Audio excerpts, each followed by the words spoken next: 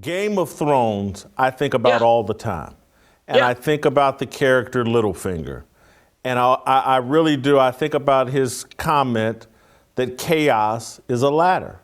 And I think a lot of times the puppet masters use popular culture to prepare our minds for what they have in store for us.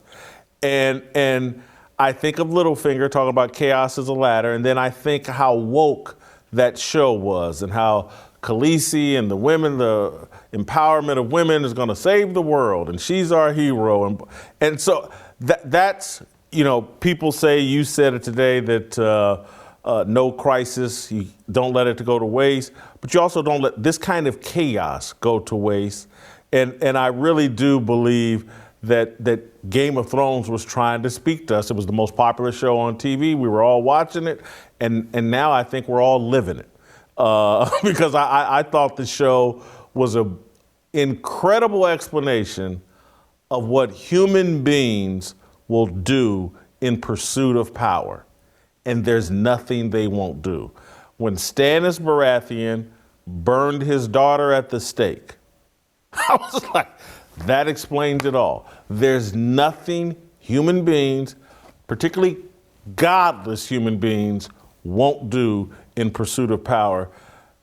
I think people should rewatch the first 5 seasons. Don't watch the last 2 or 3 seasons of Game of Thrones, but rewatch the first 3 or 4 seasons of Game of Thrones, and it explains everything I think we're living through right now. Am I silly for suggesting that? no, not at all. Art imitates life, life imitates art. History doesn't just repeat, Jason, it also rhymes. I mean, there's no Third Reich without a Weimar Republic. There's no Soviet Union without the dysfunctionality of the Romanovs. So, I mean, despotism, tyranny needs a window. It needs an opportunity. And the window and opportunity is chaos. When the existing system can no longer be trusted to meet people's needs for security. And notice I did not say liberty.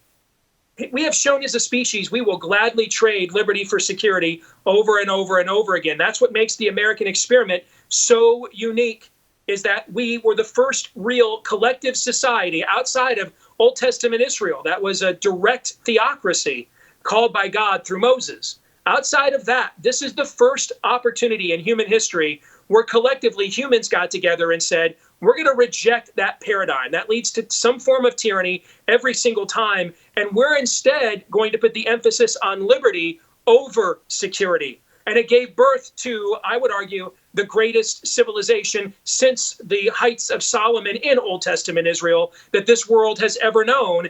And now what you're seeing is the more faithless we are, the more faith we put in our government, and the more we abandon liberty in order to get that government to provide us that security we crave.